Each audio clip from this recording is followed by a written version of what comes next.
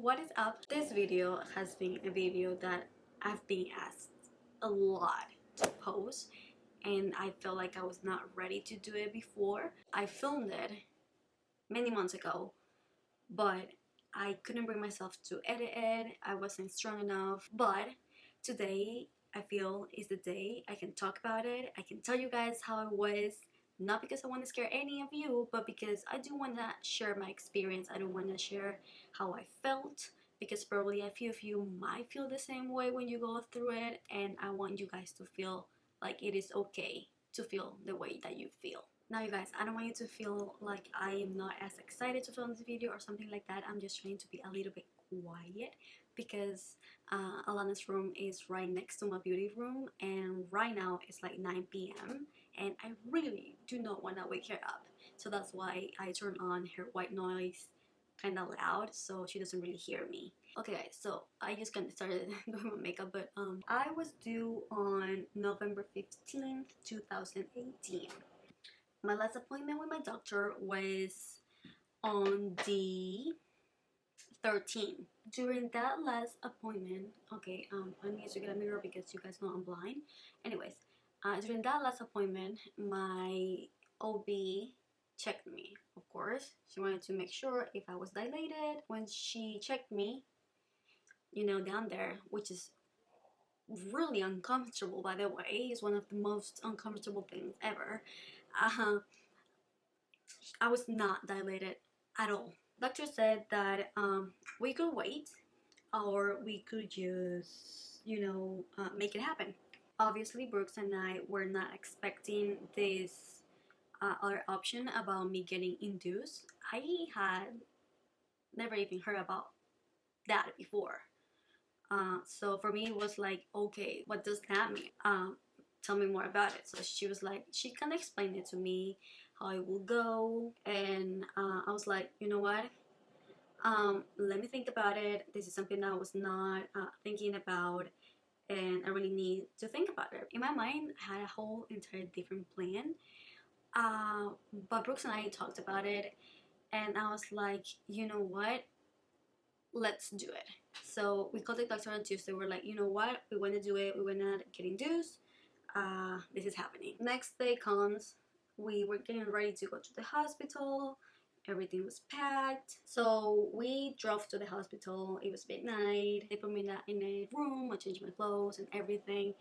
I put on a gown, the hospital gown. They took all my vitals and made sure that baby was good. And the first thing that they do, the first way to induce is, at least in this hospital, I don't know, other hospitals honestly, was by giving me, by putting inside of me a little pill, and that was gonna dissolve inside there and basically gonna help you dilate and help you create contractions so your body can start relaxing and like getting prepared to give birth. At this point, it was just about waiting. It was 2 a.m., 3 a.m. Nurses came to check on me and on the baby. I was not dilating at all. So they were like, okay, let's wait a little bit more. Sometimes it takes a long time, sometimes it does not. Let's just wait. It was like 4 or 5 a.m. I was still not dilating. Oh, I think I was, but I barely dilated like half centimeter, or like this teeny tiny, and then they need to dilate 10 centimeters. But one of the doctors in charge there, she was like, okay, so you're not dilating, let's proceed to plan B. And it is basically a little ball, or two balls, and they put it inside of you, you know, in between like the outside and the inside of your, down there, your vagina, and they fill it up with water, so it creates like two balls, you know, and they start like moving around inside of you and outside. So when they do this movement, it helps you to dilate. At this point, I was already with contractions because the pill worked. I was having contractions, but I was not dilating. But when the doctor said that plan B was to do the ball thingy, she was like, we can do it and we can start with epidural because it might hurt when we put it in you. And I was like, okay. So I didn't want to do it because obviously when doctors tell you all the options that you have, they not only tell you the good things about what they're going to do to you, they also need to tell you all the bad things that can happen. I was like, you know what, I don't want it now. And Brooks was like, hey, the doctors know what they're doing. If something happens, they are here. I was still scared and I was not going to do it. Now, the doctors came back and they were like, okay, so we need you to make a decision because you're definitely not dilated. At this point, she checked me again and I was dilated just 1 centimeter. Right now, it had been like 6-7 hours since I was admitted in the hospital, and I was thinking, yeah, this is not gonna go my way. Still, I was thinking, no, I don't want a C-section. I don't want a C-section. I don't want a C-section. I want to do normal birth. Brooks was not there because my friend Christy came over, so he was like, okay, I'm gonna go to the house. I'm gonna take care of the doggies because the doggies spend the whole night alone. Like, I'm gonna take them out, I'm gonna take a shower, and then I'll be right back. So Brooks was gone when the doctors came in, and I was talking to my friend. So my friend convinced me, and I was like, you know what? Okay, let's do it. But I needed to do epidural for this because the doctor said that it was probably gonna hurt because, you know, they needed to put some things I need and fill it out with water and all of that. And I was like, yeah, let's do epidural for this, but let's wait for Brooks. So Brooks came back around 11:30 or so, something like that. I was like, okay, babe, I'm gonna do it. I'm gonna do the bolt thingy. We decided to do it, so we were doing it. The anesthesiologist came in. He did the epidural. Surprisingly, it wasn't as bad as I thought it was gonna be. Yeah, it didn't really hurt that bad. Or I don't know if my brain just kind of blocked the pain. I don't even remember. But I'm pretty sure it didn't hurt. It hurt, obviously, but it didn't hurt that bad. And then they came in and put the thingy. I did not feel a thing when they did it because I had the epidural. I obviously felt like something was going inside of me, you know, and I saw that they were filling it up with water, but I did not feel pain whatsoever. Okay, so this was like around 1 p.m. probably, and they were like, okay, let's gonna wait. It helped. It got me dilated to 3 centimeters. It took a while too. Around 7 p.m., 8 p.m., they were like, okay, we need to give you a little bit more of drugs to help you dilate even more, but we might need to start considering another option, C-section. The idea of having someone to cut me open was just absolutely terrifying. I feel like I had a lot of pressure knowing that I'm a woman, I'm gonna give birth to a baby. Millions of women have done this before and they have done it the normal way, you know, like our body is built to be able to do this. So in my mind I was like, no, my body is built for this, so why are you telling me that I'm gonna need a C-section? You know what I mean? That thought was a lot in my mind. Just something is wrong with me because I wasn't able to do what most women are able to do, and something is wrong with me. Alright, so we kept doing drugs in my IV to help me dilate even more. Oh, my water hadn't broke at this time, so I had been in kind of like labor for 19 hours now, with contractions for 19 hours. So that's a lot, and that's why doctors were saying like, you've been here for 19 hours, we need to start considering C-section. Fast forward to, what time was it? It was like 3 a.m. I couldn't sleep really well because honestly, hospital beds are really uncomfortable. And I was really hungry too. When I feel and I hear a y yo, ¿qué fue esa mierda? My water broke and I was dilated 6 centimeters. Everyone was happy at this point because we were like, yay, this is gonna happen. We're gonna have a normal birth. I was excited. And this is when I suddenly started feeling like this weird thing over here, and it was that I wanted to throw up, and I could not stop it because I felt it right here and I knew it was coming and I was not gonna be able to stop it. So I was like, Brooks, I'm gonna throw up, I'm gonna throw up. I was starting to freak out. I was like, I'm gonna throw up, I feel like I'm gonna throw up, I feel like I'm gonna throw up. And he just, with a second to spare, brought a bowl, I don't know what it was, and I started throwing up like crazy.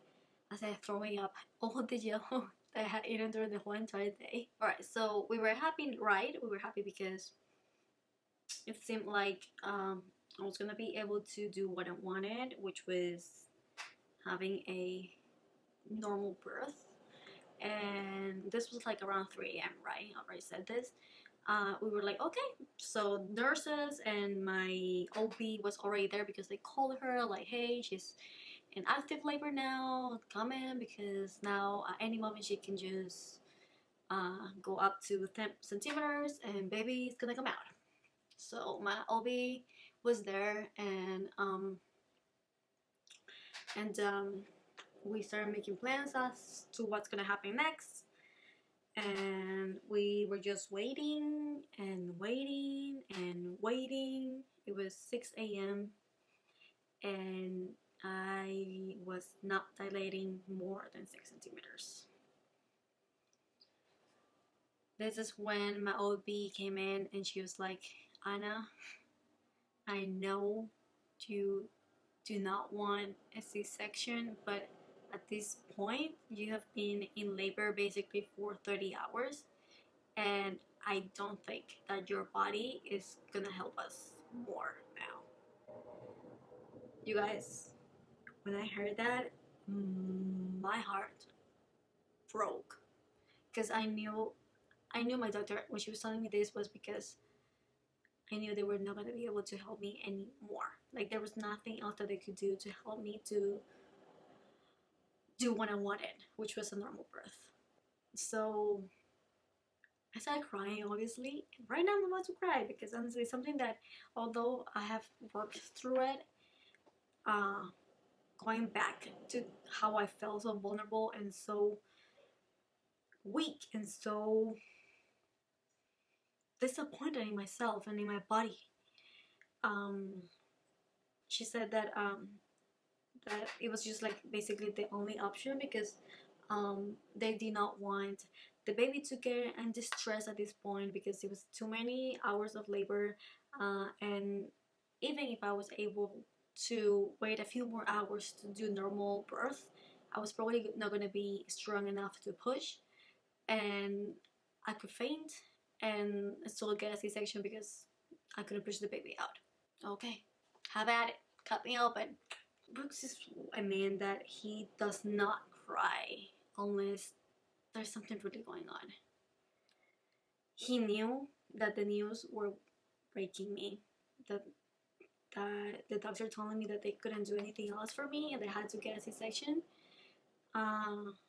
He started crying too, but he was like, you know, babe, we're gonna get through this. I'm right here with you, and that baby's gonna be born today.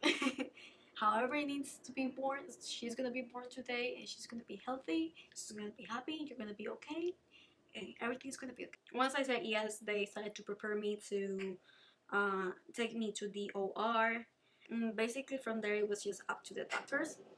But the thing about this was that once they told me that I was getting a C-section, I started panicking, right? Because I didn't want it, and just my body, I started to react to it, and suddenly I developed preeclampsia.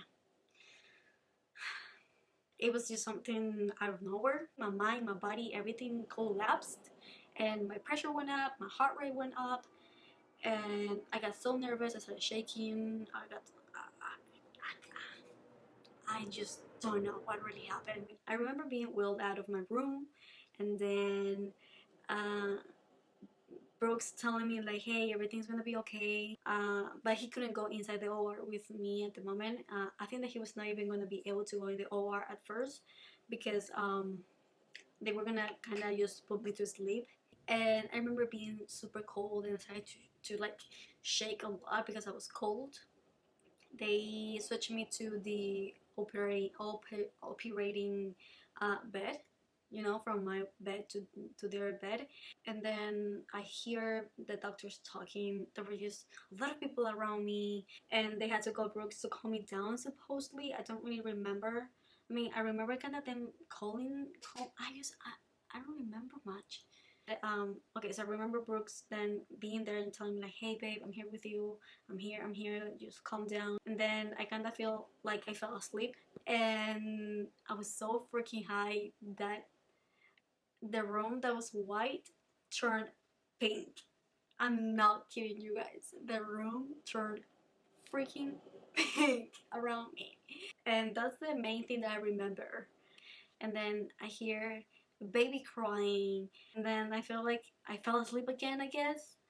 And then Brooks came back and he was like, hey, look, she's here, so he put her right by my side, by my face, and I just remember feeling her, and I was like, she's here. And I started crying, and I was like, okay, I'm done. This is it. She's here, and she's healthy, and I'm happy, and I'm okay now. I love Alana so much. She was so worth it, and I will go through it again if I have to.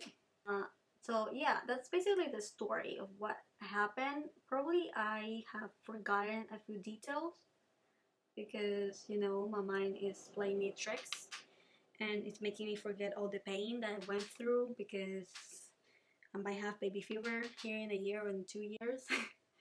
And yeah, it wasn't so crazy at all. It's just as I said, it was not what I was expecting. I was just, you know, expecting something very different. But yeah, that's basically it. I don't know what you guys were expecting about my story. But that's what happened. Anyways, right now I'm about to do my lips, and I'm gonna put some lashes on, and I'll be done. And I am back. I love this combination right here that I have going on. Is a Pop Beauty lip liner Ritzy Rosette. I don't know how to pronounce that. And the CHIT London lipstick in the shade Wanderlust. That was my story. That's what happened when I gave birth to Lana. It wasn't easy, and that's why it took me so long for me to be able to talk about it publicly, because for the longest time ever I kept blaming myself for not being able to give birth the traditional way. It was just hard, you know, because I was seeing all these bloggers giving birth and looking beautiful in their pictures, and most of them give birth normal. So for me, it was not only the fact that they were looking beautiful in their pictures after giving birth, but they had that thing that I wasn't able to have, you know. So it was not that I was jealous, it's just I was resenting my body a lot. Again, like I said before, I was really mad at myself. I know that many of you might say like, why do you even feel that way? Because I know that many might judge me for this, but this is how I felt, and I just want to share it with you guys because I know that there might be someone else out there that feels this way, and I just want to say that give it time, because little by little you will learn that everything happens for a reason. And as long as your baby is healthy and your baby is happy, everything is worth it. Hope that you guys really like this video. Don't forget that all products are going to be listed down below. So let me know, guys, any of you moms out there, how do you feel after giving birth? How was your story? Was it normal? Was it natural? Do you go the natural route, like no drugs at all? Or was it a C-section as well? Just let me know down below in the comments. And also, thank you so much for watching this video. I love you guys so much, and I'll see you guys in the next video. Mwah.